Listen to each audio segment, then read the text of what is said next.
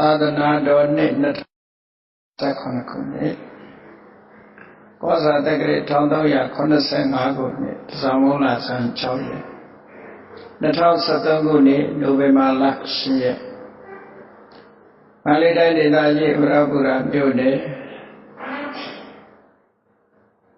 သိင်္ဂီရွှေဝါခမ်းမအတွင်ဆင်းရဲကျင်းပပြုလုပ်အပ်သည့်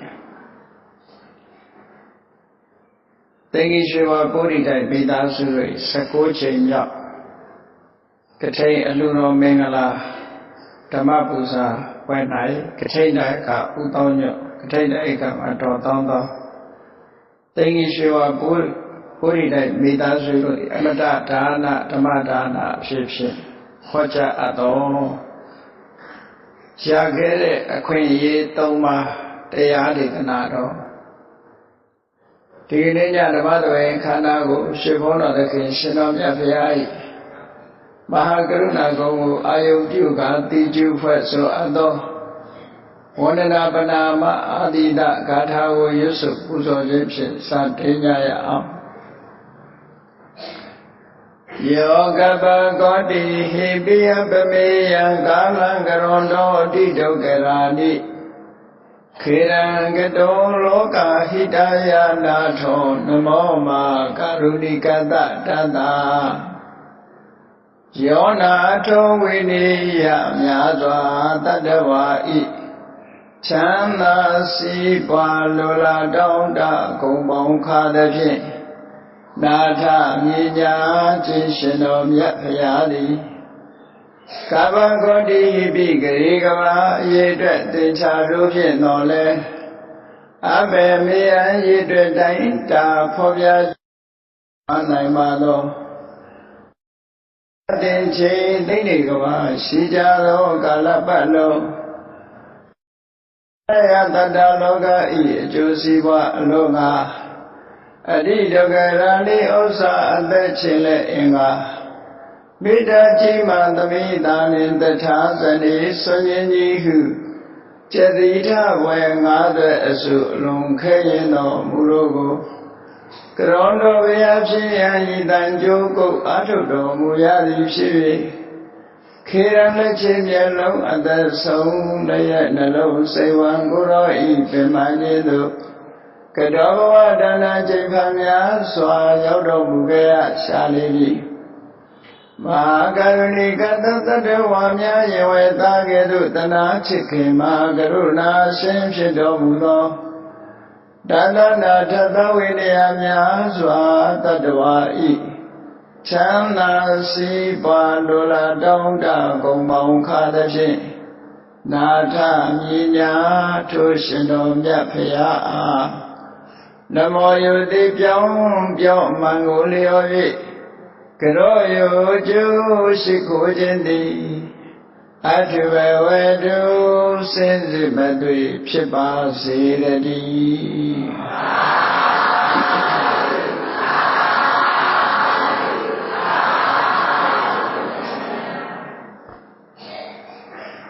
ရခဲ့တဲ့အခွင့်အရေး၃ပါးလောကမှာအတော်ကိုကံကောင်းမှဒီအခွင့်အရေးမျိုးဆိုတာရနိုင်တယ်ဘယ်လိုနည်းနဲ့မှမဖြစ်နိုင်တဲ့ကိစ္စမျိုးမတော်တဆကြုံတွေ့လာရတဲ့ကိစ္စမျိုးအကြောင်းတရားရှာမတွေ့နိုင်လောက်အောင်ခက်ခဲလာတဲ့ကိစ္စမျိုးတွေအဋိစ္စဆိုတဲ့စကားလုံးကိုသုံးတာရှိအဋိစ္စသမုပ္ပန္နလို့ဆိုတဲ့စကားကြတော့ဘာကြောင့်မှမဟုတ်ဘဲနဲ့အကြောင်းကိုရှာတွေ့လို့မရဘူးသူဖြစ်ခြင်းလို့ဖြစ်လာတယ်လို့ပဲပြောရတဲ့အကြောင်းတရားကိုထုတ်ဖော်ပြီးတော့မပြောနိုင်တဲ့အခါမျိုးမှာအဋိစ္စသမုပ္ပန္နပဋိစ္စသမုပ္ပန္နရဲ့ဆန့်ကျင်ဘက်အနေနဲ့ဒီစကားလုံးကိုသုံးလို့ရှိတယ်ပဋိစ္စသမုပ္ပန္နလို့ဆိုတာတော့မြတ်စွာဘုရားကိုယ်တိုင်သုံးခဲ့တဲ့စကားလုံးပဲဘာပဲဖြစ်လာအကြောင်းတရားကိုဆွဲပြီးတော့မှဖြစ်လာလို့ပဋိစ္စအကြောင်းတရားကိုဆွဲပြီးမှသမုပ္ပန္နဖြစ်လာတယ် အကြောင်းတရားကင်းပြီးတော့ဖြစ်တဲ့အရာဆိုတာလောကမှာမရှိဘူးလို့ဒါကရဗုဒ္ဓရဲ့ဟောကြားခြင်းအကြောင်းတရားကိုရအောင်မရှာနိုင်တဲ့အခါကျတော့အဋိစ္စသမုပ္ပါဒ်သူဖြစ်ခြင်းလို့ဖြစ်လာတာလို့ဒီလိုအဓိပ္ပာယ်နဲ့သုံးတဲ့အခါမှာလဲဒိဋ္ဌသမုပ္ပါဒ်လို့ဆိုပရိစ္ဆသမုပ္ပါဒ်ရဲ့ဆန့်ကျင်မဲ့ဒိဋ္ဌသမုပ္ပါဒ်ဆိုတဲ့မိစ္ဆာဝါဒတစ်မျိုးရှိတယ် accidental ပေါ့မတော်တဆဖြစ်တာအဲ့ဒါမျိုးလိုပဲအတော်ခဲခဲရင်ရင်ဖြစ်ဖို့အလွန်ခက်ခဲတဲ့အရာရခဲ့တယ်ဆိုတာတဲ့ပို့ပြီးတော့ရခဲ့တယ်ဆိုတာတော့ဒုံလဘလို့ဆိုတဲ့စကားလုံးကိုသုံးလို့ရှိလဘဆိုတာရရှိတာဒုံလဘဆိုတာရဖို့ခဲရင်နဲ့ရဖို့ခဲရင်နဲ့အရာကိုလည်းပဲဒုံလဘဆိုတဲ့စကားလုံးကိုသုံးတယ်ဒီမှာဒုံလဘဆိုတဲ့အရာဟာရနိုင်တယ်သို့တော်ရဖို့ခဲရင်တယ်လို့သုံးတဲ့စကားမျိုးဖြစ်ပြီးတော့အဋိစ္စဆိုတဲ့စကားလုံးကြတော့မတော်တဆဘယ်လိုနည်းနဲ့မှမျှော်လင့်ချက်မထားရဘဲနဲ့ဖြစ်ပေါ်လာတဲ့အရာမျိုးမတော်တဆရလာတဲ့ဆိုတဲ့အဓိပ္ပာယ်တော်ရဖို့ခဲရင်ပြီးတော့ရနိုင်ဖို့မျှော်လင့်ချက်မရှိဘဲနဲ့ရလာတဲ့အရာမျိုးဒီလိုသုံးရမယ်စကားမျိုးပေါ့နော်အဲ့တော့ဘုန်းကြီးတို့တွေဒီလောက်ရခဲ့တဲ့အရာတွေဆိုတာဘာတွေကိုပြောတာလဲလို့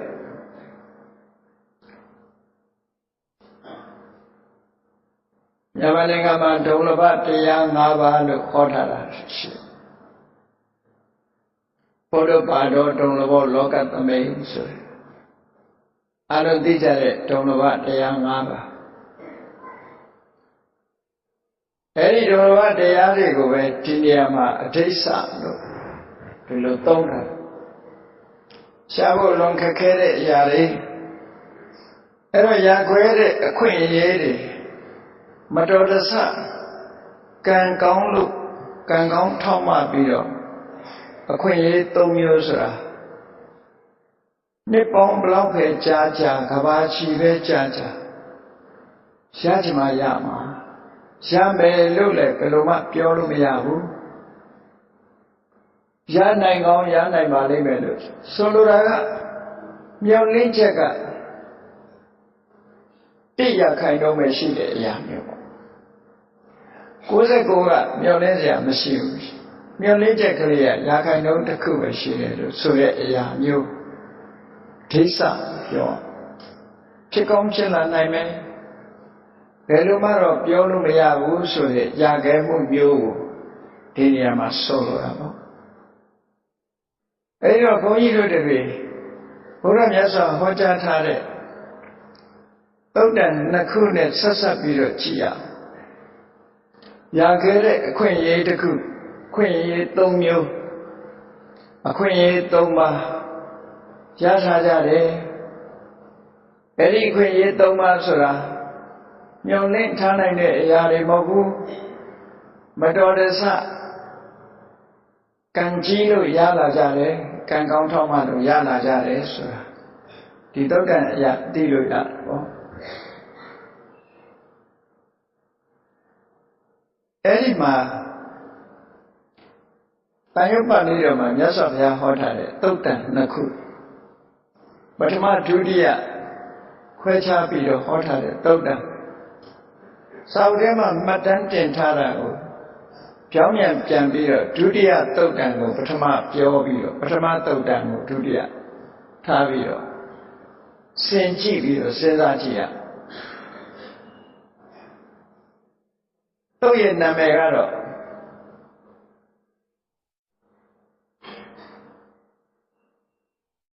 စိတ်ကလယုကခေါ်စိတ်ကလယုကသုတ်ယုကဆိုတာထံကိုဆိုတာပြောစိတ်ကလဆိုတာအပေါက်ပါတယ်အပေါက်ရှိသောထံကိုကြီးလို့ဒီလိုအဓိပ္ပာယ်ရတယ် မြန်မာပြည်မှာအများသိများနေတဲ့ကာဏကိစ္စဘောပမလေကမ်းကြီးဥပမာနဲ့ဟောတဲ့သုတ်တန်နှစ်ခုပဲစိတ်ကလယူကအပေါက်ပါတဲ့ထံမိုးကြီးအဲ့ဒီနှစ်ခုနဲ့ဥပမာပေးပြီးတော့မြတ်စွာဘုရားကခဲ့တဲ့အခြေအနေတစ်ခုမဖြစ်နိုင်တော့ဘူးလို့ယူဆရပြီးတော့ဖြစ်လာတဲ့အခြေအနေသုံးမျိုးကိုမြတ်စွာဘုရားဒီမှာဟောထားတယ်ဥပမာအနေနဲ့ကြည့်ကြမယ်ဆိုလို့ရှိရင်အခုဒီနေ့ရှိနေတဲ့ကဘာမြေပြင်ကြီးတစ်ခုလုံးမှာရေတွေနဲ့ပြည့်နေတယ်လို့တွေးကြည့်လိုက်ကဘာမြေပြင်ကြီးတစ်ခုလုံးဟာရေတွေနဲ့ပြည့်ဟိုပဲကြည့်လိုက်လေအခုမိုးကုတ်ဆယ်ဝိုင်းကြီးကိုကြည့်လိုက်တဲ့အခါမိုးကုတ်ဆယ်ဝိုင်းကြီးအတွင်းမှာရေကြီးဆိုတာမရှိဘူးရေတွေနဲ့ပြည့်နေတယ်ဆိုတဲ့အနေအထားတစ်ခုကိုစဉ်းစားကြည့်လိုက်အဲ့လိုရေတွေနဲ့ပြည့်နေတဲ့အချိန်ထဲမှာအပေါက်တစ်ပေါက်ထဲသာပါတဲ့ထဘုံလုံးကြီးတစ်ခုအဲ့ဒီပြည့်လျက်နေတဲ့ရေပြင်ကြီးတာရှိတဲ့ရေပြင်ထဲမှာတောင်ဘက်ကလှိုင်းပုတ်လိုက်မြောက်ဘက်ရောက်လိုက်မြောက်ဘက်ကလှိုင်းပုတ်လိုက်တောင်ဘက်ရောက်လိုက်အရှိဘက်ကလှိုင်းပုတ်လိုက်အနောက်ဘက်ကလှိုင်းပုတ်လိုက်ရှိပဲဆိုတာလို့မျောချင်ဟာမျောနေတဲ့အပေါက်တစ်ခုတည်းသာရှိတယ်တဘိုးကြီးဟာအဲ့ဒီရေပြင်ထဲမှာပေါ်လောကြီးမျောနေတယ်ဒီထဲမှာလည်းပဲအဲ့ဒီရေပြင်ထဲမှာကျက်စားနေတဲ့မျက်စိနှစ်ကွင်းအလင်းမရတဲ့လက်ကမ်းကြီးတစ်ကောင်ရေနှမျက်နှာပြင်ပေါ်ကိုသူကအနှစ်တရာကြာမှတစ်ခါပဲပေါ်လာတယ်အောက်ပင်လေချမ်းပြင်မှာတွားသွားပြီးတော့ကျက်စားနေတာများတယ်အနှစ်တရာကြာမှလေကလေးရှူဖို့ဆိုပြီးတော့ရေမျက်နှာပြင်ပေါ်တက်လာပြီးခေါင်းလေးပြူတယ်ခုနကတပေါက်တည်းသာပါတဲ့ထမ်းမိုးတုံးကြီးကလည်းပဲမျောချင်မျောတယ်လက်ကမ်းကြီးကလည်းပဲပင်လေချမ်းပြင်မှာသွားချင်သွားတယ်သူကအနှစ်တရာကြာတဲ့အခါမှာလေရှူဖို့ရေမျက်နှာပြင်ပေါ်မှာခေါင်းလေးလာပြူတယ်အဲ့ဒီနှစ်ခုကိုကြည့်အနှစ်တရာကြာမှရေမျက်နှာပြင်ပေါ်တက်လာတဲ့လက်ကြီးရဲ့ခေါင်းရဲ့ခုနကမျောချင်ဟာမျောနေတဲ့အပေါက်တစ်ခုတည်းသာပါတဲ့ထမ်းမိုးတုံးကြီးရဲ့လက်ကြီးကပေါ်လိုက်တဲ့အချိန်မှာသူပေါ်တဲ့နေရာမှာထမ်းမိုးတုံးကြီးကလည်းရောက်သူခေါင်းနဲ့အညပညာအပေါက်နဲ့သွားဆွတ်မိတယ်ဆိုတာဖြစ်နိုင်မှာမလားဖြစ်နိုင်ဘူးနော်ဘယ်လို့မှမဖြစ်နိုင်တဲ့ကိစ္စတွေဖြစ်နိုင်တယ်လို့ပြောဖို့ရတိရခိုင်တော့မရှိဘာဖြစ်လို့တိရခိုင်တော့လို့ပြောရတာလဲဆိုမဖြစ်နိုင်တာ69ရှိတယ်ဒီအပေါက်တစ်ပေါက်ထဲပါတဲ့ထမ်းမိုးတုံးကြီးကလည်းမျောချင်မျောတာလေဟိုဘက်ကလေသိဒီဘက်မျောဒီဘက်ကလေသိဟိုဘက်မျောလေကြီးကလည်းအနှစ်တရာကြာမှတစ်ခါပေါ်တာသူကလည်းမြင်ရတာမဟုတ်ဘူးလေရှိဖို့ရအတွက်ဆန်းရေမျက်နှာပြင်ပေါ်မှာခေါင်းပြူလိုက်တာအဲ့ဒီပြူလိုက်တဲ့အချိန်လေးနဲ့မတော်တဆတဘောဒီတော်ထမ်းဒီထမ်းမိုးကြီးရဲ့အပေါက်နဲ့တခုဒီတော်ထမ်းမိုးကြီးရဲ့အပေါက်နဲ့သူ့ခေါင်းနဲ့ပေါ်လိုက်တဲ့အချိန်မှာဝင်အောင်ဆွတ်မိသွားတယ်ဆိုတာဟာဘယ်လိုနည်းနဲ့မှမဖြစ်နိုင်တာမျိုးဖြစ်လို့ဖြစ်ဖို့အလွန်ခဲရင်တာသို့တော့မဖြစ်ဘူးလို့ရာခိုင်တော့ပြည့်တော့ပြောလို့မရဖြစ်ကောင်းဖြစ်နိုင်ပါလိမ့်မယ်လို့တော့ပြောလို့တော့ရသို့တော့ဖြစ်နိုင်ခြေက100ရာခိုင်တော့မရှိတယ်လို့ဆိုတယ်ဓမ္မပြေမှာတော့ပြောလို့ရှိကြတယ်ပေါ့လူပြေကအတ္တဇင်းနဲ့ဗြဟ္မပြေကအတ္တဇင်းလူပြေကအတ္တဇင်းထောင်ထားပြီးတော့ဗြဟ္မပြေကအတ္တဇင်းချလိုက်တဲ့အခါအောက်ကထောင်ထားတဲ့အပေါ်မှာပေါ်ကျလာတဲ့အဖျားနဲ့အချင်းချင်းသွားထိဖို့ဆိုတာဓမ္မခဲဖြ ဖြစ်နိုင်ခြင်းမရှိတဲ့အရာတွေပဲဒါတွေကနော်သို့တော့မဖြစ်နိုင်ဘူးလို့လုံးဝကြီးပြောလို့မရဘူးအခြေအနေပေးရင်ဖြစ်သွားနိုင်တယ်ပေါ့ရခဲ့တဲ့ပို့ပြီးတော့ရခိုင်တော့နှဲတဲ့အရာတွေအဲ့ဒါကိုမြတ်စွာဘုရားကဒီကိစ္စဖြစ်နိုင်မှာမလားလို့ယဟန်နေမေးတဲ့အခါကျတော့ယဟန်နေကဖြေတာအဋ္ဌိစ္စမေထံဗန္တိဖြစ်ကောင်းဖြစ်နိုင်ပါလိမ့်မယ်ဖေ။မဖြစ်နိုင်ဘူးလို့တော့ပြောလို့မရနော်။တိတ်ကိုတိုက်ဆိုင်လာလို့ရှိရင်တော့ဖြစ်ကောင်းဖြစ်ပါမယ်။သို့တော့ဖြစ်နိုင်ခြေရှိသလားလို့ဆိုတော့တော်နေတယ်69တော့မဖြစ်နိုင်ဘူး။100ခိုင်နှုန်းလောက်လေးပဲဖြစ်နိုင်တဲ့အနေအထားရှိတယ်။အဲ့တော့မြတ်စွာဘုရားကယဟန်တွေကိုရှင်းပြတာအဲ့ဒါလိုပဲတဲ့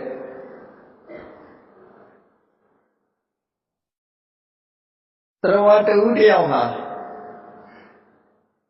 မကောင်းမှုအကုသိုလ်တွေလုပ်ပြီးတော့သူအပိုင်ငယ်ကြသွားမယ်ဆိုလို့ရှိရင်မကောင်းမှုတွေအကုသိုလ်တွေလုပ်ပြီးတော့အပိုင်ငယ်ကြသွားတယ်ပေါ့အဲ့တော့လူဖြစ်လာဖို့ဆိုတာဟာအဲ့ဒီထမ်းကိုထမ်းမှုတော့မှရှိတဲ့ကံကြီးရဲ့ခေါင်းအကြပညာစွန့်ပြီးဖို့ခက်တယ်လို့ပဲလူဖြစ်ဖို့ခက်တယ်လို့ဒီလိုဟောတာပဲအဲ့တော့မနုဿတ္တဘာဝဒုံလဘောဆိုတဲ့စကားတဲ့ပို့ပြီးတော့လေးနဲ့တဲ့အဓိပ္ပာယ်ရှိတယ်ပေါ့နော်အဲ့တော့မြတ်စွာဘုရားကဘယ်လိုဟောတော့ဧဝံအဋ္ဌိစ္စမေထံအတော့ကိုဖြစ်ဖို့ခဲတယ်ဖြစ်နိုင်ခြင်းမရှိဘူးယမနုဿတ္တဟောတိလူဘဝရဖို့ဆိုတာဟာအဲ့ဒါလောက်ကိုခက်တယ်လို့ပြောတာနော်အဲ့ဒါလောက်ကိုခက်တယ်ဒါတော့မြန်မာလူမျိုးတွေတော်တော်များများသိကြတယ်လက်ကမ်းကြီးရဲ့ကောင်းဟာတဘိုးကြီးတဲ့စွန့်ပြီးဖို့ခက်တယ်လို့လူပြေကအတ္တစင်ဓမ္မပြေကအတ္တစင်အဖျားခြင်းသာထိမဲ့လူဖြစ်ဖို့ခက်တယ်လို့ဆိုရယ်ခက်ခဲမှုမျိုးတွေကိုနှိုက်ရှင်ပြီးတော့ပြောလို့ရှိကြတယ်ပေါ့နော်။ဖြစ်နိုင်ကြအလွန်နည်းလို့အဋ္ဌိစ္စမေတ္တာမတော်တဆတော့ဖြစ်ခြင်းလို့ဖြစ်လာနိုင်တာမျိုးလေးတော့ရှိတယ်ပေါ့ဒီလိုဆိုတာအဲ့တော့လူဖြစ်ဖို့ဆိုတာအဲ့လောက်ထိခဲရင်တယ်တဲ့ဒါကခဲရမှုတစ်ခုနောက်တစ်ခုကဘာလို့ဆိုရင်ကိုလူဖြစ်လာတဲ့အချိန်မှာတထာဂတောလောကေဥပ္ပစ္စတိအမှန်တရားကိုဟောကြားနိုင်တဲ့မြတ်စွာဘုရားဟာလည်းလောကမှာပွင့်နေတယ်နံပါတ်1လူဖြစ်လာဖို့ခဲရင်တယ်ကိုလူဖြစ်တဲ့အချိန်မှာ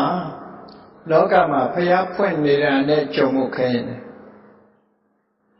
အဲ့တော့ကြုံမှုခဲရင်တယ်ဆိုတဲ့နေရာမှာဘုရားပွင့်တော့လူဖြစ်တိုင်းလည်းဘုရားနဲ့ကြုံတာမှမဟုတ်တာအိန္ဒိယနိုင်ငံမှာလွန်ခဲ့တဲ့600ကျော်ကမြတ်စွာဘုရားပွင့်လာတယ်လို့ဆိုရင်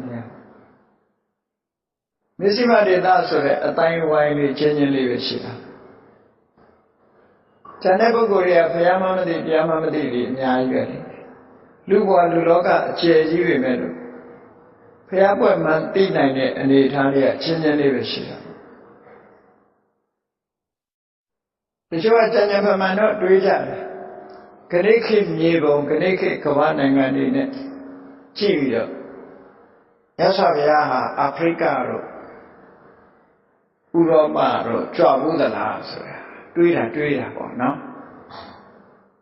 အာဖရိကနိုင်ငံတွေကြွဘူးသလားဥရောပတိုက်ကြွဘူးသလားဩစတြေးလျတိုက်ကိုကြွဘူးသလားပေါ့အာရှတိုက်မှာဖွင့်နေဘုရားတခြားနိုင်ငံတွေကိုကြွသလားအဲ့လိုဉာဏ်ပမာဏတွေးတဲ့အခါကျတော့မကြွဘူးလို့တော့ပြောလို့မရနိုင်ကြွဘူးတယ်လို့ပြောဖို့ရကြတော့တဲလွန်စာလေးတော့ရှိ ကြွဘူးတယ်လို့ပြောနိုင်တယ်ပေါ့ဘယ်လိုတိုင်းလွန်စားတော့ဆိုအထပရိသတုတ်လို့ပရိသတုတ်ဆိုတာရှိတယ်အဲ့ပရိသတုတ်မှာမြတ်စွာဘုရားဟာတော်တော်များများသင်ပြမတူတဲ့ပရိသတ်တွေကိုကြွတော်ဘူးလေဘာကိစ္စကြွတော့လို့ဆိုတော့နည်းနည်းလေးမှဝါဒနာပါကြီးလေးရအောင်နည်းနည်းလေးမှကုသိုလ်စိတ်လေးဖြစ်ဖြစ်ဆိုတဲ့ပုံစံမျိုးနဲ့တရားတွေရဲ့အကျိုးပရိသတ်မျိုးစုံထဲမှာဝင်ရောက်သွားမှုတယ်ဝင်ရောက်ခဲ့တယ်လို့ဆိုတယ်အဲ့လိုဝင်ရောက်သွားတဲ့ပရိသတ်ကအသားရောင်ကလည်းဘုရားနဲ့တူတာမဟုတ်ဘူးအတန်ကလည်းမြတ်စွာဘုရားနဲ့မတူဘူးအတန်ကွဲပြားတယ်အသားရောင်ကွဲပြားတယ်စကားတွေကွဲပြားကြတယ်အဲ့ဒီလိုကွဲပြားချမ်းသာတဲ့ပရိသတ်တွေကိုမြတ်စွာဘုရားသူကိုယ်ပြောတယ်ငါရောက်မှုတယ်တခါတခါရောက်သွားလို့ရှိရင်ငါဟာသူတို့လိုအသားရောင်မျိုးပဲတဲ့သူတို့အတန်မျိုးသူတို့ပြောတဲ့စကားမျိုးလိုဖြစ်သွားတယ်ထူးခြားမှုပေါ့နော်အသားရောင်ဆိုတော့အာဖရိကရောက်သွားရင်လေအာဖရိကလူတွေရဲ့မျက်စိထဲမှာမြတ်စွာဘုရားဟာရွှေဝါရောင်အသက်ဝါရောင်မဟုတ်ဘဲနဲ့အမဲရောင်ဖြစ်သွားဒီလိုဆိုလိုတာပေါ့ဥရောပရောက်သွားရင်လည်းပဲအဖြူရောင်ပေါ့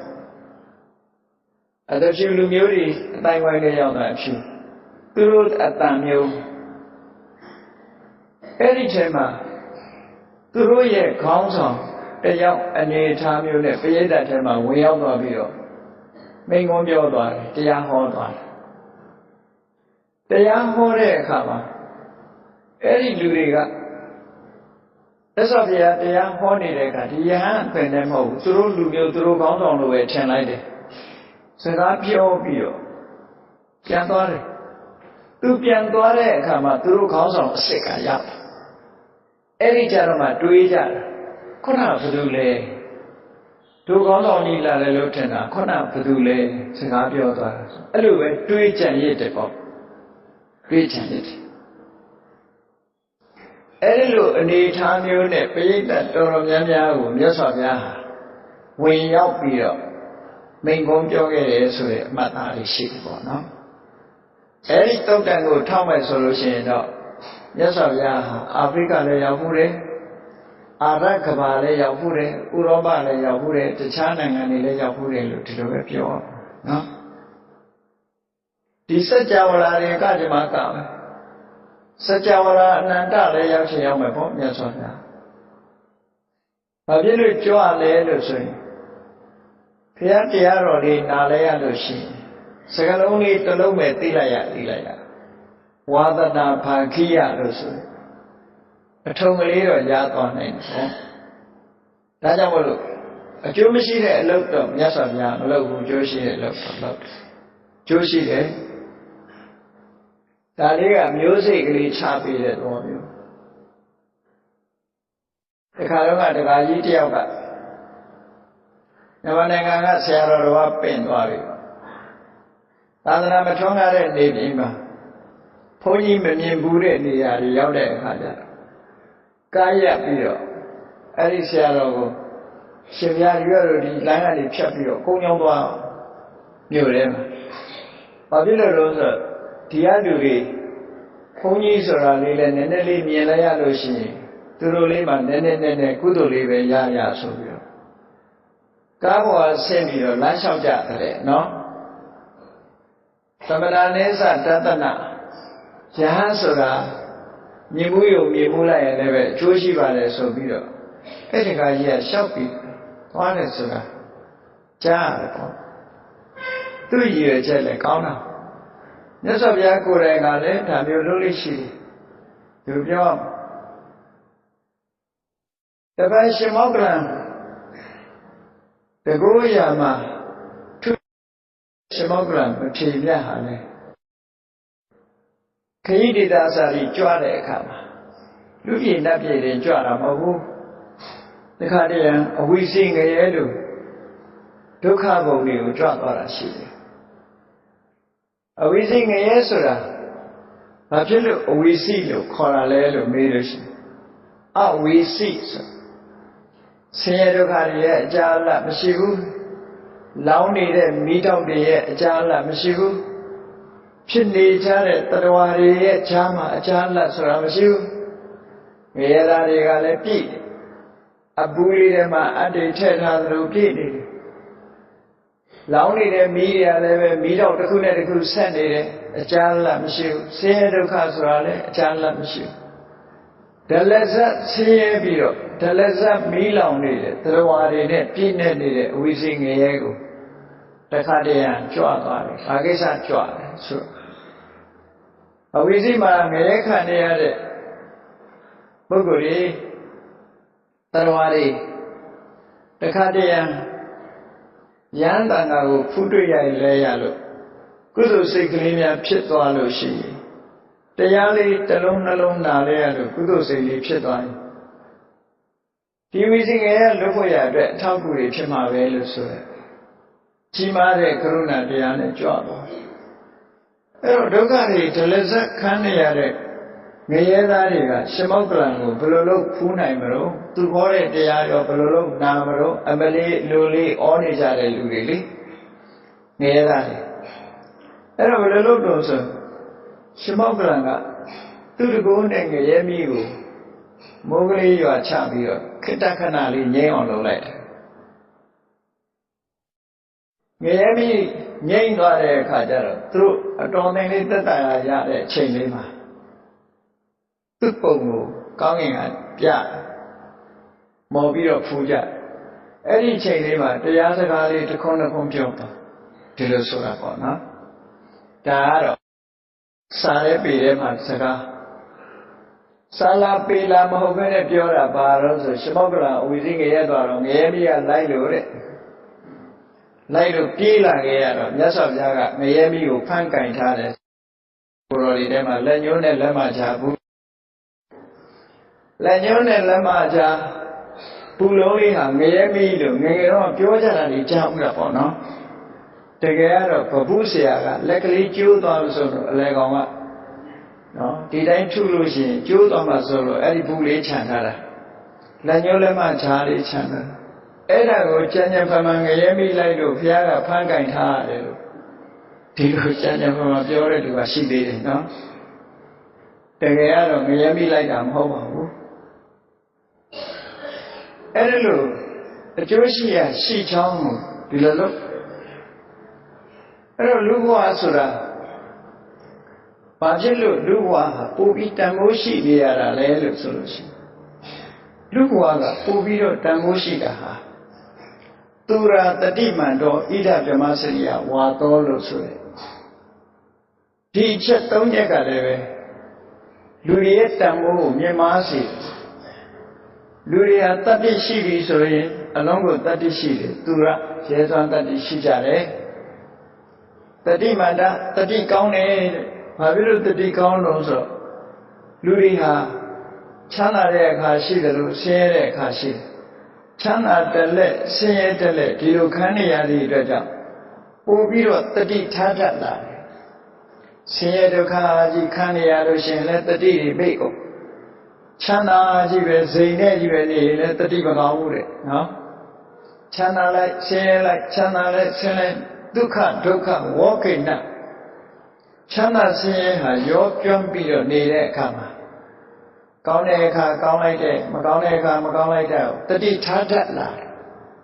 သူရာတတိမန္တောဣဒဗြဟ္မစရိယဝါသောဆိုမြတ်စွာဘုရားသာသနာတော်မှာမဂ္ဂင်၈ပါးဆိုတဲ့မှန်ကန်တဲ့အကျင့်တစ်ခုသီလသမာဓိပညာအကျင့်ကျင့်နိုင်နေဒီအခွင့်အရေးကြီး၃ရပ်ရလို့လူသားတွေဟာတန်ဖိုးရှိတယ်လို့တာဝရိန္ဒနတ်တွေနဲ့နှိုင်းယှဉ်ပြီးတော့ပြောတဲ့စကားလေးတစ်ခုပေါ့စကုဒိတ်ကလူတွေဖျားပွင့်တဲ့ဌာနကလူတွေဟာဒီလိုရည်ချက်နေရှိတယ်လို့အဲ့တော့လူဘဝဆိုတဲ့နေရာမှာပဲလူတိုင်းလိုမဆိုလိုပဲနဲ့အခုလိုလူဘဝဘုရားတရားတန်ခါရဏသုံးပါးထုံးရတဲ့အချိန်လူဘဝရလာတယ်ဆိုတာ99%လုံးက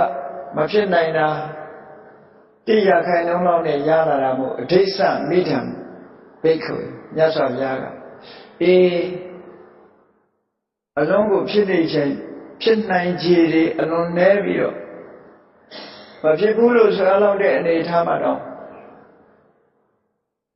ပြောရမယ်အနေအထားမျိုးကဖြစ်လာတာလို့ဒီလိုပြောမြတ်စွာဘုရားလည်းလောကမှာပွင့်နေတယ်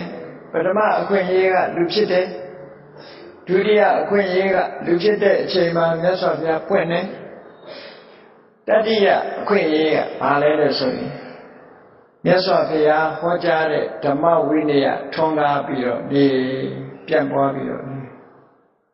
ကဲဘုန်းကြီးတို့တွေစဉ်းစားကြည့်အခုဒီကနေ့မြန်မာနိုင်ငံမှာလူဖြစ်ပြီးတော့နေကြတော့ဘုရားတရားတော်ကိုယုံကြည်လက်ခံကျင့်သုံးနေကြတဲ့ဘုန်းကြီးတို့တွေအနေနဲ့ကြည့်ပါစို့အလွန်ရခဲ့တဲ့ပထမအခွင့်အရေးလို့ဆိုတဲ့လူဘဝဒါလည်းရထားပြီနော်ဒုတိယရခဲ့တဲ့ဖယားပွင့်တဲ့အခါဆိုတဲ့အခွင့်အရေးလည်းရထားနေပြီဖယားပြိဋိဘံစံသွားသည်ပင်ဖြစ်စေမြတ်စွာဘုရားဟောတဲ့တရားဓမ္မတွေရှိနေသေးတယ်ဆိုလို့ရှိရင်ဖယားရှိတယ်လို့ပြောရဖယားရှိတယ်လို့ပြောရဘာဖြစ်လို့လဲဆိုမြတ်စွာဘုရားကရှင်အနန္ဒာကိုမိန့်ကြားတဲ့အခါမြတ်စွာဘုရားရဲ့ဘုရားရာဓုကိုဆက်ခံဖို့လူကိုရွေးခဲ့တာမဟုတ်ဘူးဓမ္မကိုပဲရွေးခဲ့ခဏခေတ်လူသားတွေအဖွဲ့အစည်းထဲမှာဆိုရင်ခေါင်းဆောင်တူနားယူသွားပြီဆိုလို့ရှိရင်ပုဂ္ဂိုလ်ရွေးခဲ့တာလေ successor လို့ခေါ်တာနော်ယာရုဆက်ခံတဲ့လူဆိုပုဂ္ဂိုလ်ရွေးတာတခြားဘာသာတွေမှာလည်းကြည့်ပုဂ္ဂိုလ်ပဲရွေးတာ successor လာတယ်ပေါ့ဘုရားမြတ်စွာရဲ့ successor လို့ခေါ်တဲ့ယာရုဆက်ခံတဲ့ပုဂ္ဂိုလ်မရှိဘူးဒါကြောင့်မို့မြတ်စွာဘုရားယောခောအနန္တမယဓမ္မောသဝိနယောသဒေတိတောပညတ်တောသောမမိစေနာတတ်ငါမရှိတဲ့နောက်ငါပညတ်ခဲ့တဲ့ဝိနည်းငါဟောကြားခဲ့တဲ့ဓမ္မသင်တို့ရဲ့ဆရာပဲလို့ဆိုတရားကိုပဲဓမ္မဝိနည်းကိုပဲ successor အဖြစ်ရွေးထားခဲ့တာမြတ်စွာဘုရားအဲ့တော့ဓမ္မရှိနေသေးရင်ဘုရားရှိတယ်လို့ဒီလိုပဲပြောဒါမို့ဘုရားဖွင့်တဲ့အချိန်ဆိုတဲ့လူဖြစ်ရတဲ့အခွင့်အရေးတစ်ခုဟာဘုန်းကြီးတို့တွေရထားတယ်လို့ပြောတတိယအခွင့်အရေးကလည်းမြတ်စွာဘုရားရဲ့တရားဓမ္မတွေဒီနိုင်ငံမှာထွန်းကားနေမြတ်စွာဘုရားကရွေးချယ်ထားတဲ့ successor တထာဂတပဝေထိတောဓမ္မဝိနယောလောကေထိပတိမြတ်စွာဘုရားဟောကြားဆုံးမခဲ့တဲ့ဓမ္မဝိနည်းဆိုတဲ့တရားဓမ္မတွေပြည့်ပြည့်စုံစုံဒီနိုင်ငံမှာရှိနေတယ်။ရခဲ့တဲ့အခွင့်အရေးကြီး၃ခုစလုံးရာခိုင်နှုန်းတစ်ပဲရှိတဲ့အခွင့်အရေးကြီး၃ရပ်ကိုဘုန်းကြီးတို့တွေရထားပြီလို့ဒီလိုပြောရမှာနော်။အမတ်တမဲ့မနေနဲ့ပေါ့စဉ်းစားကြည့်ပေါ့။အမတ်တမဲ့နေသူလဲလူဖြစ်ငါလဲလူဖြစ်လို့ထင်အောင်ထင်လိုက်မဟုတ်ဘူး။အမတ်တမဲ့အခွင့်အရေးဆိုတာရထားပြီမဲ့လို့အခွင့်အရေးကိုအသုံးမချတတ်တဲ့လူတွေဟာသွားတာပဲမရဘူးအခွင့်အရေးဆိုတာအကြာကြီးလည်းမနေဘူးအခွင့်အရေးဆိုတာလည်းခဏခဏမလာဘူးနော်လာတဲ့အချိန်လေးကိုအသုံးချတတ်ဖို့လိုတယ်အဲ့ဒီအခွင့်အရေးလွန်သွားပြီဆိုရင်နောက်ထပ်ပြန်ရကြလို့ရလားမရတော့ဘူးအခုဒီကြီးစာစာစဉ်းစားကြည့်မယ်ဆိုရင်ဘုန်းကြီးတို့တွေဒီအခွင့်အရေးလေးရထားပြီဒီအခွင့်အရေးကြီးကိုရထားပြီနံပါတ်1လူဖြစ်တဲ့အခွင့်အရေးနံပါတ်2သာသနာတော်နဲ့ကြုံတွေ့တဲ့ဘုရားပွင့်တဲ့အခိုက်အခါလို့ဆိုတာနဲ့ကြုံတွေ့တဲ့အခွင့်အရေးနံပါတ်3မြတ်စွာဘုရားဟောကြားတဲ့တရားဓမ္မတွေထွန်းကားနေတဲ့ဆိုတာအခွင့်အရေးအဲ့ဒီအခွင့်အရေးကြီး3ရပ်ကိုရရှိပြီးတော့ထားကြပြီအဲ့ဒီရရှိထားတဲ့အခွင့်အရေး၃ချက်တန်ဖိုးရှိအောင်မလုပ်ကြမလဲနော်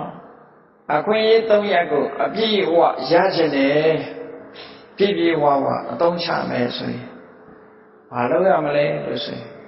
သစ္စာလေးပါးသိအောင်ကြိုးစားရမယ်မြတ်စွာဘုရားနော်ဒီခွင့်ရေး၃ရက်ပြည့်ပြည့်ဝဝကိုယ်တဏ္ဍာမှာရရှိလာတဲ့အခွင့်အရေးကိုသုံးချဖို့ဆိုလို့ရှိရင်တော့ဟောတတ္တမတိဟဘိက္ခဝေဣဒံဒုက္ခန္တိယောဂော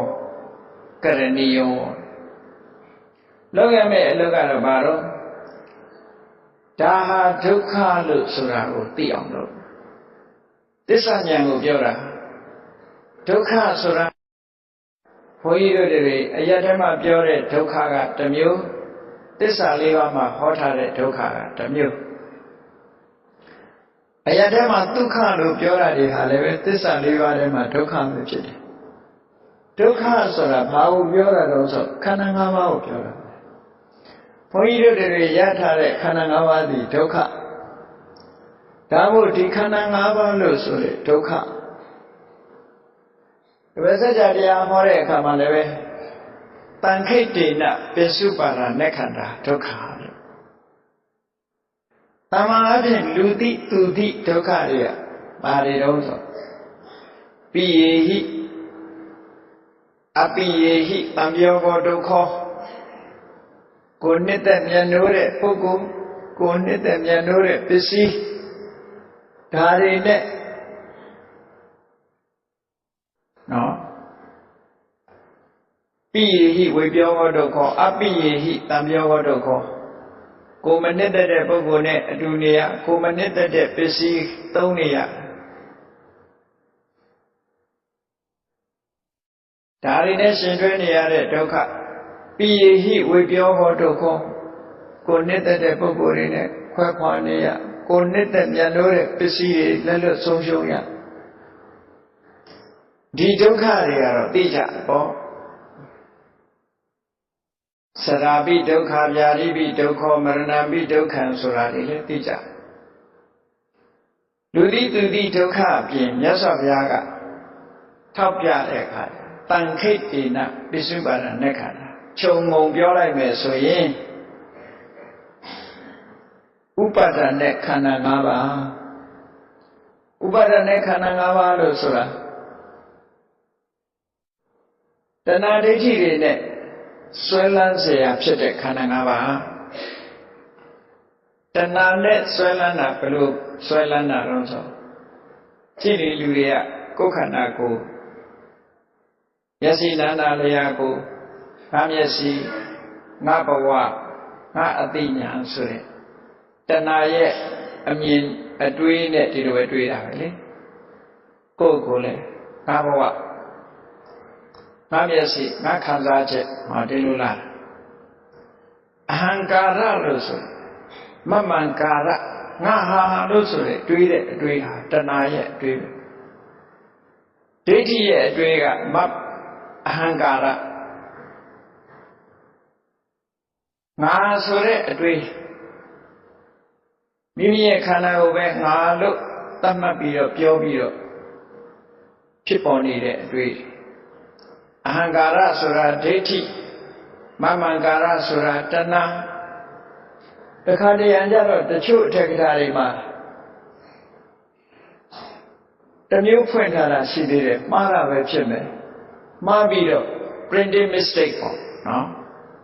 အခုမှားတာဖြစ်နိုင်တယ်အဟံကာရကိုမာနလို့ဖွင့်တယ်မမံကာရကိုတဏှာလို့ဖွင့်တယ်တကယ်မြတ်စွာဘုရားသုံးတဲ့စကားလုံးကတော့အဟံကာရမမံကာရမာနာနုတ္တယလို့ပပိစ္ဆတရား၃ပါးရှိတယ်ထင်မယ်သုံးထားတာအဟံကာရဒိဋ္ဌိမမံကာရကတဏှာမာနကမာနလို့သူ့နာမည်နဲ့သူခေါ်ထားတာပေါ့သို့တော့အနတ္တလက္ခဏာတုတ်ကိုချိမယ်ဆိုရင်တော့ဧသောဟမတ္တမိဆိုအဟံပါနေတော့လူတွေကအဲ့ဒါကိုပဲလွဲမှားပြီးတော့မာနလို့ဖွင့်တာလည်းဖြစ်ချင်းဖြစ်နေပေါ့ပြင်တဲ့ပုဂ္ဂိုလ်ကလွဲမှားပြီးပြင်လိုက်တာလည်းဖြစ်နေတယ်ပေါ့သို့တော့အဟံကာရငါလုပ်တယ်ဆိုတာဒိဋ္ဌိငါဟာလို့လုပ်တာကတဏှာအဲ့ဒီနှစ်ခုဟာအရေးကြီးဆုံးပဲအဟံကာရမမံကာရ အဟံမမဆိုတာအတ္တအတ္တနိယတခြားစကားနဲ့ပြောမယ်ဆိုရင်အတ္တအတ္တနိယအတ္တနဲ့အတ္တပိုင်ဆိုင်တဲ့အရာလို့ဒီနှစ်ခုနဲ့သွားနေတာပဲငါမရှိဘူးဆိုငါဟာပဲရှိမှာနော်ငါရှိမှငါဟာဆိုတာရှိမှာပေါ့ငါမရှိရင်ငါဟာမရှိနိုင်ဘူးလေအဲ့ဒါကြောင့်မို့လို့ပရမငါရှိနေတယ်ငါရှိလို့ငါဟာရှိနေကြတာပေါ့ငါရှိတယ်ဆိုတာဒိဋ္ဌိရဲ့အမြင်ငါဟာရှိတယ်ဆိုတာတဏှာရဲ့အတွေးဒီအမြင်နဲ့အတွေးလွဲမှားနေမှုဒီနှစ်ခုကလွဲမှားပြီးတော့မြင်ထားတဲ့ခန္ဓာ၅ပါးကိုဥပါဒณะခန္ဓာလို့ခေါ်တာဥပါဒณะခန္ဓာဆိုအဲ့ဒီဥပါဒณะခန္ဓာကိုပဲဒုက္ခလို့ပြောတာသုတ္တပါဠိတော်တန်ရုပ်မှဆိုလို့ရှိရင်ယောဘိခွေရူပတ္တဥပ္ပါရောဒုက္ခတိသောဥပ္ပါရောယောဘိခွေဝေဒနာယဥပ္ပါရောဒုက္ခတိသောဥပ္ပါရောတင်ညာယဥပ္ပါရောသင်္ခါရဏဥပ္ပါရောဝိညာဏတ္တဥပ္ပါရောဒုက္ခတိသောဥပ္ပါရောခန္ဓာ၅ပါးဖြစ်လာတာဟာဒုက္ခဖြစ်တာပဲဒါကြောင့်မို့ဣထံဒုက္ခန္တိယောဂောကရဏီယောဒါကိုသိအောင်လုပ်လို့ဆိုတာပဲဒါကိုဒုက္ခကိုဒုက္ခမှန်သိခန္ဓာ၅ပါးရနေတာဒုက္ခလို့ဆိုတာသိရမယ်အဲ့ဒါသိအောင်လုပ်တယ်ဆိုတာဘာနဲ့လုပ်တာတော့အဲ့ဒီ7ပါးအချက်တရားပဲပေါ့သမ္မာဒိဋ္ဌိသမ္မာသင်္ကပ္ပသမ္မာဝါစာသမ္မာကမ္မန္တသမ္မာအာဇီဝသမ္မာဝါယာမသမ္မာတတိသမ္မာသမာဓိဆိုတဲ့မိမိရဲ့စိတ်အစဉ်ထဲမှာဒီချင်းတွေမရောက်သေးရင်ထူထောင်လို့ထူထောင်ပြီးလို့ရှိရင်လည်းတိုးပွားအောင်ကြိုးစားလို့ဘာဝနာယပါရိပူရိဝိပုံလဖြစ်အောင်လို့ဒီလိုဆိုပြတ်ပွားလာကြိုးစားအဲ့ဒီမဂ္ဂင်7ပါးကိုပဲတခုတည်းလို့ဖြစ်သွားတဲ့အခါ unity of 8ပေါ့နော်ဒီ8ခုဟာတခုတည်းလို့ဖြစ်သွားတယ်မဂ္ဂလို့ခေါ်တာပဲမဂ္ဂင်7ပါးစုပေါင်းပြီးတော့အလုပ်လုပ်တယ်ဘယ်ရာပဲဖြစ်စုပေါင်းလုပ်တာဆိုတာကိုနည်းနည်းစဉ်းစားကြည့်လိုက်ကိုယ့်အကိုစဉ်းစားကြည့်စာအုပ်လေးတစ်အုပ်ဖတ်တယ်ဆိုတာတောင်မှပဲဘယ်သူတွေအလုပ်လုပ်ကြတေချာစဉ်းစားကြည့်မယ်ဆိုရင်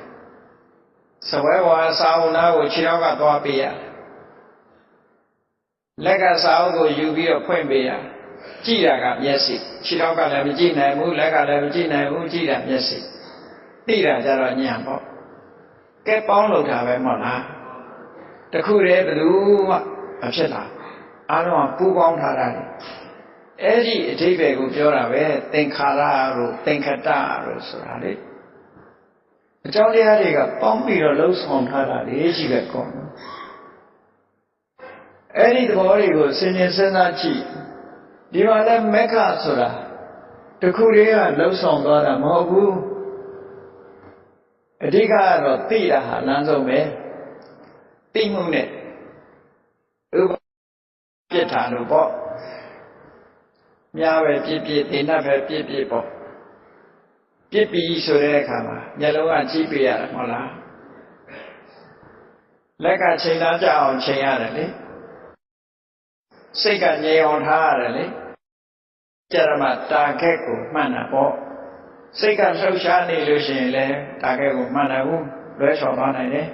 ညပြစ်တဲ့အခါမှာကြည့်အဲ့ဒါလိုပဲမဂ္ဂင်7ပါးအကျင့်တရားလို့ဆိုတဲ့အချိန်မှာသမ္မာသင်္ကပ္ပဆိုတာညဖြစ်တဲ့အခါဘယ်နှပြည့်ရမလဲလို့တွေးတာနဲ့တူတယ်ပေါ့သမ္မာဝါယာမကချိန်နာကြိုက်အောင်ကြိုးစားတာသမ္မာဝါယာမဘယ်နေရာပြည့်ရမယ်လို့တတိထားတာသမ္မာတတိစိတ်ငြိမ်အောင်ထားတာသမ္မာသမာဓိလို့သူ့ကိုထောက်ကူပေးနေတာကသမ္မာဝါစာသမ္မာကမ္မန္တသမ္မာအာဇီဝသီလကနေတမာတိကိုထောက်ကူပေးထားတယ်ပေါ့ဆိုလိုတာကများပြစ်တယ်လို့ပဲဒုက္ခလို့သိဖို့ရအတွက်ဘယ်သူတွေအရေးပါလာတော့ဆိုသမ္မာသင်္ကပ္ပလို့ဆိုရဲအမှန်တွေးတောမှုလားအဲ့ဒီလိုအမှန်တွေးတောလောက်အောင်သမ္မာဝါယာမလို့ဆိုရဲကြိုးစားမှု တမ္မာတတိလို့ဆိုတဲ့အာယုံကိုရယူပေးမှုနဲ့တမ္မာသမာဓိလို့ဆိုတဲ့စိတ်ကိုတည်ငြိမ်အောင်ထားမှုအဲ့ဒါတွေဟာညပြည့်တဲ့အခါမှာကြိုးစားနေတယ်လို့ပဲအမှန်တရားကိုသိဖို့အတွက်အဲ့ဒါတွေကအထောက်အကူပြုပြီးတော့နောက်ဆုံးသိလိုက်တာကတော့တမ္မာဒိဋ္ဌိပဲဒါဖြင့်တမ္မာဒိဋ္ဌိကသူ့ဘာသူသိပါလားလို့ဆိုဘယ်သိမှာလဲမြားဟာတာခက်ကိုစူးဝင်တဲ့အချိန်စူးဝင်တာပြစ်တဲ့လူမရှိဘူးလို့စူးမှာအဲ့ဒါလိုပဲပူပေါင်းဆောင်ရွက်တယ်ဆိုတဲ့အဓိပ္ပာယ်ပေါ့မက္ခဆိုတာကြတော့တညီတဲ့ harmony ဖြစ်သွားပြီဒီ unity ဆိုတဲ့ဒီရှစ်ခုတညီတဲ့တစ်ခုတည်းလို့ဖြစ်သွားပြီဆိုလို့ရှိရင်စွမ်းအားတွေပြည့်သွားတဲ့အတွက်ကြောင့်အမှန်တမ်းတွေ့ဖို့ခက်ခဲတဲ့တိမ်မွေးလာတဲ့နိဗ္ဗာန်တရားကိုလည်းပဲနိဗ္ဗာန်မက္ခတိခဝေတတိတိမေကောလို့ဆိုတဲ့အတိုင်းဒီမက္ခကပဲရှာပေးတာပဲကိုယ့်ကိုရှာလို့ရမှာမဟုတ်တာနော်ဒီမဂ္ဂင်၈ပါးကပဲနိဗ္ဗာန်ကိုရှာပေးတာအဲ့ဒီရှာပေးတဲ့အခါကျတော့နိဗ္ဗာန်ကိုတွေ့တာကြတော့ဘယ်လိုတွေ့ကိလေသာမာရင်တော်နိဗ္ဗာန်ကိစ္စတိတိမေခောတစ်ဖက်ကကိလေသာတွေကိုဖယ်လိုက်တယ်တစ်ဖက်ကနိဗ္ဗာန်ကိုပို့လိုက်တယ်ဟောဒီနှစ်ခုပဲတော့အလုံးနှစ်ခုလုံးပေးလိုက်တော့ဝိပဿနာလို့ဆိုတဲ့ပုဗ္ဗဘက်ကမဲ့ကျင့်တော့လေဟောဒီတမ္မာဒိဋ္ဌိတမ္မာသင်္ကပ္ပဆိုတဲ့၈မျိုးပဲစတဲ့၈မျိုးပဲသို့တော့အဲ့ဒီအချိန်မှာ mature လို့ခေါ်တဲ့ရင့်ကျက်မှုမရှိသေးဘူးတခုတည်းလို့စွမ်းဆောင်မှုမရှိသေးဘူးဝိပဿနာရင့်ကျက်လာပြီဆိုလို့ရှိရင်တော့တခုတည်းကဲ့သို့ဖြစ်သွားတဲ့အခါမှာနိဗ္ဗာန်ကိုဖြစ်အောင်အာရုံပြုသွားနိုင်တယ်ကိလေသာတွေကိုဖျက်လိုက်နိုင်တယ်ဖယ်ရှားလိုက်နိုင်ကိလေသာတွေကိုဖယ်ရှားလိုက်ပြီဆိုမှနိဗ္ဗာန်ဆိုတဲ့အရာကိုမြင်လာနိုင်တယ်မြင်ပြီးတော့မှနိဗ္ဗာန်ကိလေသာတွေကိုဒါတပြိုင်တည်းမြင်လဲမြင်လိုက်တယ်ကိလေသာလည်းဖယ်လိုက်တယ်ဆိုတာတပြိုင်တည်းသွားတာပဲနော်အဲ့ဒါကိုတော့လောကုတ္တရာမက်လို့ခေါ်တာပေါ့သူကကျင့်လို့ရတာမဟုတ်ဘူးကျင့်လို့ရတာကဝိပဿနာလို့ခေါ်တယ်ပုဗ္ဗဘာကမက်ကိုကျင့်တာအဲ့ဒီကျင့်တယ်ဆိုတာဟာလည်းပဲဟောဒီ unity of eight factor ပဲမက်ကင်၈ပါးပဲနော်ဒီလိုကျင့်သွားတယ်အဲ့တော့ဒုက္ခကိုသိအောင်ကြိုးစားရမယ်ဆိုဘာနဲ့ကြိုးစားအောင်ဒီမဂ္ဂင်၈ပါးပဲကိုယ်တဏ္ဍာဖြစ်အဲ့ဒီမဂ္ဂင်၈ပါးကဒုက္ခဆိုတာလဲသူသိတယ်ဒါဖြင့်ဒီဒုက္ခဆိုတဲ့ခန္ဓာ၅ပါးဟာဘာကြောင့်ဖြစ်တာလဲဆိုတာကိုလည်းအကြောင်းတရားကိုလည်းသိတယ်အကြောင်းမသိရင်အကျိုးကိုရလို့မရဘူးယောဂတစ်ခုဖြစ်နေတာဘာကြောင့်ဖြစ်မှမသိပဲနဲ့ရမ်းတောက်လို့ဆေးတောက်လို့ပဲပြောင်းတယ်ဘာကြောင့်ဖြစ်တယ်ဆိုတာအကြောင်းစမြစ်ကိုရှာနိုင်တော့မှအဲ့ဒီအကြောင်းကိုဖယ်ရမှာရောဂသမုဋ္ဌာန်လို့ခေါ်တဲ့အကြောင်းကိုရှာတွေ့အောင်ဒီမှာလည်းပဲဒုက္ခဆိုတာကိုတွေ့ထားပြီး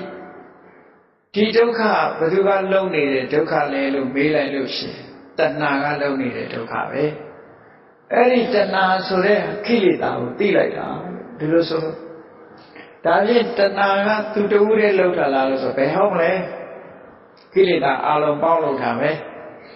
အဝိဇ္ဇာလည်းပါတယ်တဏှာလည်းပါတယ်သူတို့တွေမကဘူးကိလေသာတွေကံတွေအလုံးစုပေါင်းပြီးထုတ်တာပဲတခုတည်းမဟုတ်ဒါကြောင့်မို့မြတ်စွာဘုရားကသုတ်တန်တစ်ခုမှဆိုရင်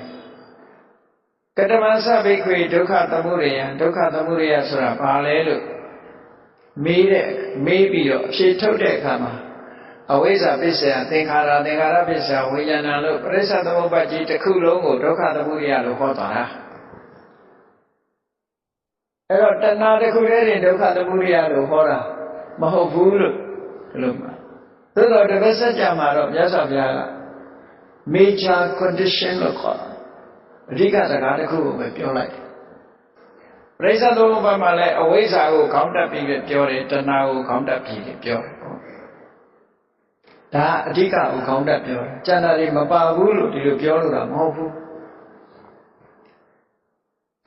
အေးဒါဒုက္ခပဲဆိုတာသိအောင်ကြိုးစားပါတဲ့ဒါဟာဒုက္ခဖြစ်ကြောင်းတရားဆိုတာလည်းသိအောင်ကြိုးစားပါဒီနှစ်ခုသိအောင်ကြိုးစားတော့ဘယ်သူနဲ့သိအောင်ကြိုးစားတာတော့ဆိုခုနကမဂ္ဂင်၈ပါးကျင့်တရား Eri Magi Shiba Jendia Sura Behadam Sura Sadota Tesabe Dokha Nirora Kamini Patibrave Patibrago Loga Eri Patibraga Wipatana Asema Solution Dokha Nirora Mayau Yaunai Jenny Tune Barodina Dokha Hodime Dokha Chichondia Hodime Soluraga Wipatana Chesing or Chenesura Mega Tessa net Dokha will shoot me in Jimmy Pite. Mega Tessa net Dokha will shoot me now where Kamata Ato de Lubiola Bay. Through the cool Lolo Taga Mega Tessa net Lota Bebo Ma Lolo Tarosa in Dokha Ma Lolota. The Pegale Dokha Tamuria will teach her. Pisa Preganya Sura Dokha and the Amahu Dokha the way out let it or did a good tea on load. A little tea beer. We got an onion Yinchetla Kadaro. Dokha Nirora look for it. Kanagawa, Pema, Jumet Chutale Sura, Nibama Chute Surago. Ayogula in Nina Nedine. Message Nega. Nega Ayo, Messica, Ayogule, Arabnica. Dinaku, Pomi Dolade Chema, Kilidari, Pesha Pletabe. Never knew me of Kilidari, Pesha Lade, Tipos and Net Dora, no? Elena Nevan Sura, Parallelus of Dokha Nirora, Dokha Nirora Sura, Kana Nirora, Piora, Pawan Nirora, Piora. Tayawo, Kotami Totem, Kotamia Tosura, Tayo Balino Machine. I know about you, don't have a second only Kuga. But one near order neighbor nan. Neighbor Sura, one near order of your eye for what? David Bawasura, Paraleso, Kanagawa, Chimu Valley. Ubabadi Bawasura, Kanagawa, Chimu, Boakor. Ubabadi Bawasura, Chilai, Kamawasura, Paravepo, Kanyam Sedabo. Idao, Bawasura. Now, Picaman Lola Piana,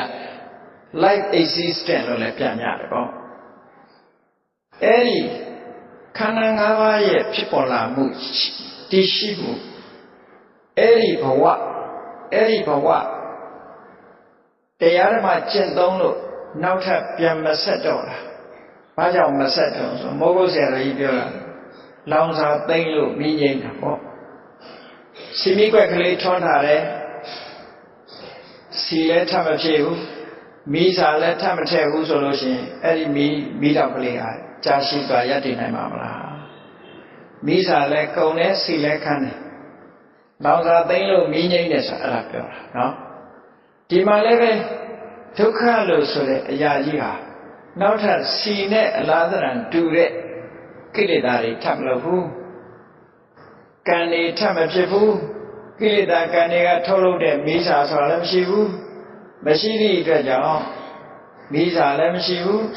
Langa Lem Shivu, Si Lem Shivu solution. Yenonamo. En Yengara, teaching Lia, Amandaya, Noble Truth, look high. Alongo, Aria Duros in the Chico, Tilinu, Tilushin. Tide Bogoa, Ria Chicoya. Tao, Ria Pawa, Kara, Tessa, David, the new friend.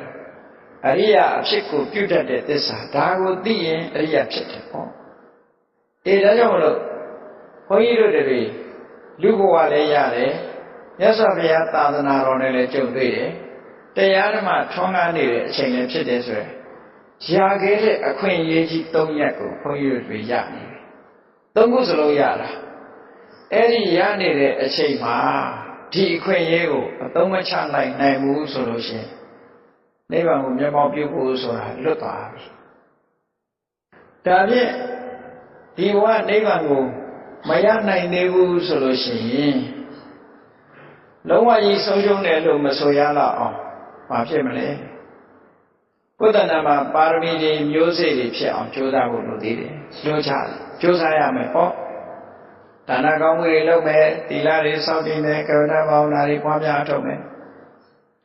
Parvi Tambarari, Sibu Atokame, T. Queen Yega Yare, a queen. သို့တော့ပါဖက်မဖြစ်ဘူးခုပြောတဲ့သစ္စာကိုသိပြီဆိုမှပါဖက်ဖြစ်မယ်နော်ဒီအဆင့်ကိုကိုကမမိဘူးဆိုလို့ရှိရင်တော့ကုသိုလ်ကောင်းမှုကိုတော့လုပ်မိအောင်လုပ်ရဒီဘက်ကိုဥတည်နေတဲ့ကုသိုလ်ကောင်းမှုကိုလုပ်အဲ့တော့သစ္စာသိခြင်းဒီအခွင့်အရေးကနေပြီးတော့သစ္စာလေးပါးသိအောင်လည်းမလုပ်နိုင်ဘူးကုသိုလ်ကောင်းမှုပြုပြီးတော့လူဘဝတန်ဖိုးရှိတဲ့ဘဝမျိုးကိုရအောင်လည်းမလုပ်နိုင်ဘူးဆိုလို့ရှိရင်ဘာဖြစ်မလို့မြတ်စွာဘုရားကပထမစိတ်ကလယုဂတော့ပြောတာလေတတိပေးထားတယ်နော်တတိပေးထားတယ်အဲ့ဒါမလုပ်နိုင်ဘူးဆုံးသွားပြီလူဘဝတော့ဖြစ်ပါရဲ့မူမူယူယူတောက်တောက်စားစားဒုစရိုက်တွေနဲ့အခြေအနေတွေနဲ့များနော်မိမိလျော့လျော့နေတယ်အကုသိုလ်တွေနဲ့ပဲချိန်ကုန်တယ်ကုသိုလ်ကောင်းမှုလည်းလုံးဝမလုပ်ဘူးရထားတဲ့အခွင့်အရေးကြီးကတော့နဲတာမဟုတ်ဘူးလူဘဝလည်းရတယ်ဘုရားသာသနာနဲ့လည်းကြုံတွေ့တယ်တရားဓမ္မတွေလည်းရှိနေတယ်သို့တော့စိတ်ကူးတဲ့တောင်မထည့်ဘူးမူမူယူယူနဲ့ဘဝမှာအပျော်ကျူးပြီးတော့နေပြီဆိုလို့ရှိရင်ဒီအခွင့်အရေးတွေဟာရထားတဲ့အခွင့်အရေးတွေကိုလက်လွတ်ဆုံးရှုံးသွားတယ်အဲ့ဒီလိုလက်လွတ်ဆုံးရှုံးသွားလို့ရှိရင်ဘာဖြစ်တော့လူဘဝကနေပြီးတစ်ချိန်တစ်ခါအခုလိုမိမိလျော်ရောနဲ့ကုသိုလ်လည်းမလုပ်ဘူးသစ္စာလေးပါးသိအောင်လည်းမကြိုးစားဘူးဘဝတခုဒါနဲ့ပဲပြီးဆုံးသွားတယ်ဆိုတဲ့ပုဂ္ဂိုလ်တူဟာနတ်တွေဝါဟံတကေဝိနိပါတေနတစ်ချိန်တစ်ခါလွဲချော်သွားမယ်ပေါ့တကေဝိနိပါတေနဘာလေနမနုဿတ္တံ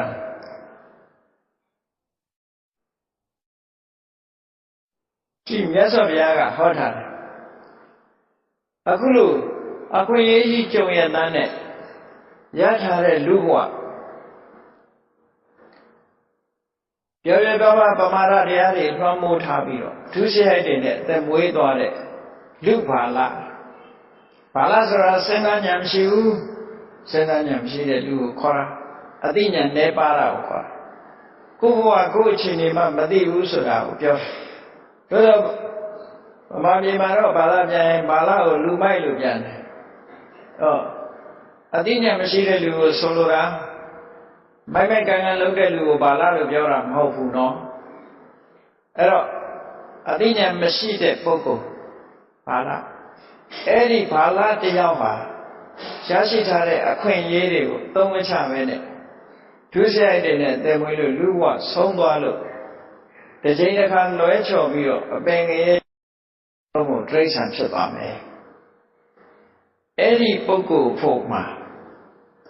တိရစ္ဆာန်ဘဝရောက်သွားပြီဆိုလို့ရှိရင်သူ့အတွက်အခွင့်အရေးဆိုမလာတော့တိရစ္ဆာန်ဖြစ်သွားလို့ရှိရင်တိရစ္ဆာန်တွေရဲ့အခြေအနေကိုမြတ်စွာဘုရားဟောတယ်အဲ့ဒီပုဂ္ဂိုလ်ကနောက်ထပ်ပြန်ပြီးတော့လူဘဝတက်ဖို့ခက်သွားပြီတဲ့တအားခက်သွားတယ်ဘာဖြစ်လို့ခက်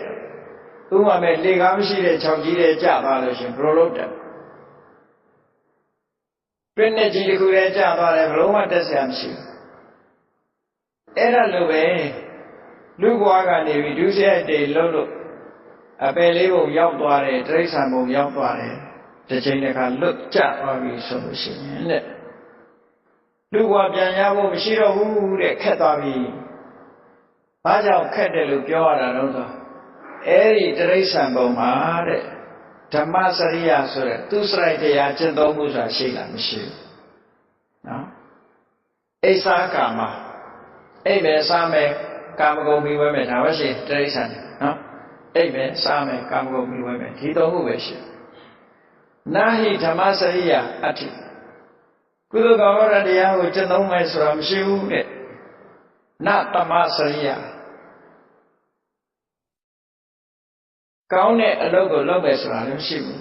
မြတ်တာတဲ့အလုပ်မျိုးကိုလုပ်မယ်ဆိုတာလည်းမရှိဘူးကုသိုလ်ဆိုရဲမြတ်တာအလုပ်မျိုးကိုလုပ်မယ်ဆိုတာလည်းမရှိဘူးနာဟိကုသလကရိယာနာပုံညကရိယာအပြစ်ကင်းတဲ့ကုသိုလ်ဆိုတာလည်းလုပ်ဖို့ သူတို့စီမှာမရှိဘူးတဲ့လုံးလေလုံးထမရှိတဲ့အရာမျိုးဖြစ်တယ်ပေါ့နိုင်ပုံညာကရိယာအဋ္ဌိဘဝတစ်ခုတိုးတက်လာစေနိုင်တဲ့ကုသိုလ်လုပ်ငန်းဆိုတာလည်းဒီမှာမရှိဘူးတဲ့ကဲကြည့်တိရစ္ဆာန်လောကကြီးကိုကြည့်ကြည့်လိုက်ဒီကနေ့တိရစ္ဆာန်တွေကကိုယ်တနာစရာကောင်းတယ်နော်ဒီပြင်ကောင်းတာထားစီပီချက်တွေပဲကြည့်ပေါ့စီပီချက်နော်ဆိုရင်တော့ခဏတိရစ္ဆာန်တွေကိုတောဖို့ကြောက်စရာကောင်းတဲ့အနေထားမှာချက်ဘဝမရောက်ရောက်ဇုတ်ခေါ်ပြီးတော့လောင်ထားတယ်ပြီးတော့အစီတိုးအောင်ဆိုပြီးတော့လုပ်တယ်40ဟုတ်လားနော်အဲ့ပါထားပြီးတော့တခါလဲပိတ်တဲ့ချိန်တွေတိုးအောင်လုပ်တာတိရစ္ဆာန်ဘဝတော့မှပျော်စရာသာသူ့ခင်ဗျာမရှိရှာဘူးနော်စီပီချက်လို့ခေါ်တာပဲစီပီချက်တွေမကောင်းမှန်းသိတဲ့အခါကျတော့ဗမာချက်တွေလိုက်ဒုက္ခပေးကြပြန်ရောက်လူတွေကခက်တယ်နော်အဲ့တော့တိရစ္ဆာန်တွေရဲ့ဘဝဟာဒီကနေ့လုံနေတာလေးနဲ့စဉ်းစားကြည့်မယ်ဆိုရင်အတော်ကိုတာဝေကဖြစ်เสียကြောက်လန့်စရာကောင်းသူတို့မှာကုသိုလ်ကျင့်သုံးမှုတရားဓမ္မသူစရိုက်တရားကျင့်သုံးမှုကုသိုလ်ကာမဖရတရားကျင့်သုံးမှုငြိမ်းချမ်းတဲ့ညီညွတ်တဲ့မြတ်တဲ့ကုသိုလ်တရားလုံးမှုအပြည့်ကင်းတဲ့ကုသိုလ်တရားလုံးမှုဖြူစင်မြင့်မြတ်တဲ့ပုံညလို့ဆိုရဲကုသိုလ်တရားလုံးမှုသူတို့စီမှာမရှိဘူးတဲ့တိရစ္ဆာန်လောကကြီးကိုခြုံကြည့်လိုက်တခါတည်းရတယ်လီဗီရှင်းကြည့်တဲ့အခါ Discovery Channel တို့ Safari တို့ကြည့်လိုက်ပေါ့နော်။ဘာဖြစ်လဲ။အညမေညခါရိကာတကောင်းတကောင်စားနေတယ်။ငါးကြည့်လို့ရှိရင်ငါးကြီးတွေပါးဟထားငါးလေးတွေဆိုပါးတဲ့ရောက်လာတယ်နော်။ငါရင်စားဖာရင်စားငဲ့ချင်းစားတရားဝရတောထဲမှာနေလို့ရှိရင်လေလူမစားနိုင်တဲ့နေရာရောက်ရင်လည်းပဲသူတို့ချင်းစားတာပဲလူပြေရောက်ရင်တော့လူတွေကစား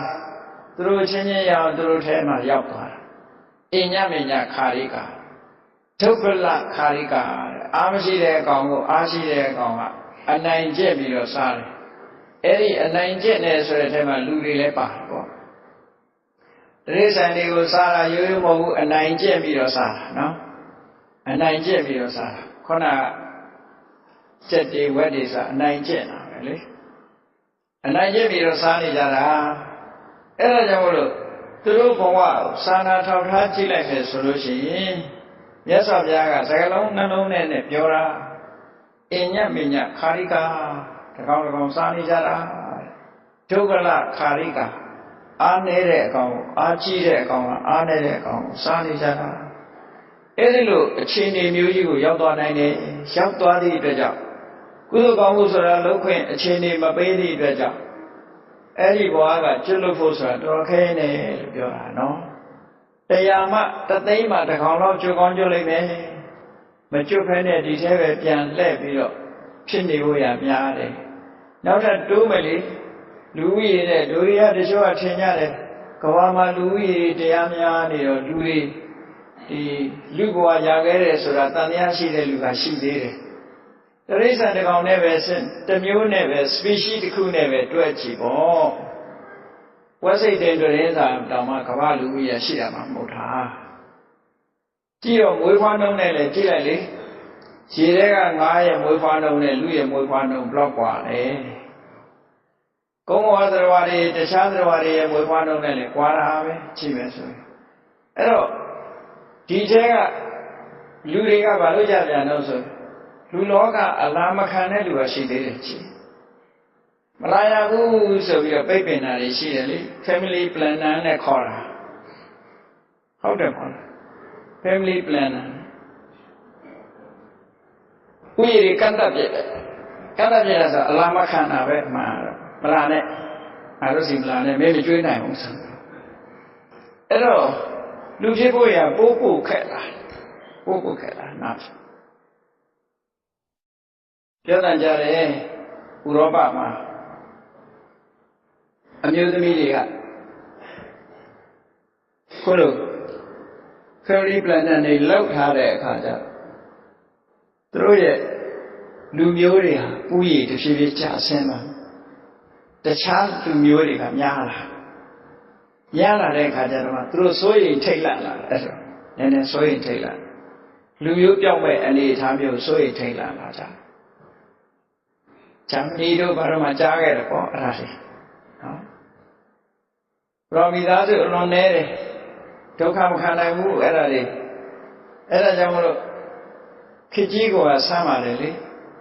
လူဘဝကြာခဲ့တဲ့ဆိုတော့ခုခေတ်ပိုးဆိုးသေးတယ်မလာနဲ့လို့အတားခံရနော်အများကြီးဖြစ်လာ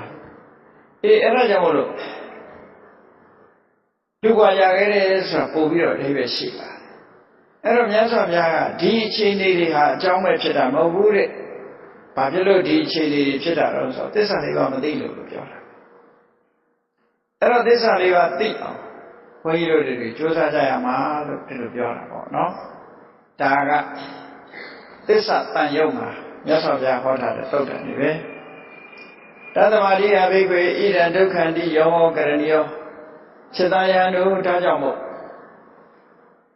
ဒီယာဟာဒုက္ခပါလားဆိုတာသိအောင်မဂ္ဂင်7ပါးကျင့်တရားကိုကျင့်ပြီးတော့ကြိုးစားပါအယံဒုက္ခသမုဒယောတိယောဂောကရဏီယောဒါဟာဒုက္ခရဲ့အကြောင်းတရားပဲဆိုတာကိုလည်းသိအောင်ကြိုးစားပါအယံဒုက္ခនិရောဓောတိယောဂောကရဏီယောဒါဟာဒုက္ခချုပ်ရာနိဗ္ဗာန်တရားပဲဆိုတာလည်းသိအောင်ကြိုးစားပါအယံဒုက္ခនិရောဓဂာမိနိပฏิပဒါတိယောဂောကရဏီယောဒါဒုက္ခချုပ်ရာနိဗ္ဗာန်ကိုရောက်စေနိုင်တဲ့အကျင့်ကောင်းပဲလို့ဆိုတာကိုလည်းသိအောင်ကြိုးစားပါကြိုးစားခြင်းဖြင့်သာလေခန္ဓာငါးပါးလို့ဆိုတဲ့ဒီတကယ်ဒုက္ခတွေဟာလုံးဝချုပ်ငြိမ်းတော့မှဖြစ်ပါတယ်မြတ်စွာဘုရားကသုတ်တန်တစ်ခုမှာနခသိက္ခာဆိုတဲ့သုတ်တန်နှမျိုးသုံးမျိုးရှိတဲ့တည်းပဲ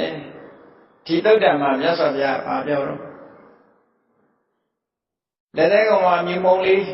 တင်ထားပြီးတော့မြတ်စွာဘုရားဟောဒီကြည့်တဲ့ငါလက်သေးကောင်မှာရှိတဲ့မြေမုံလေးလောက်တောင်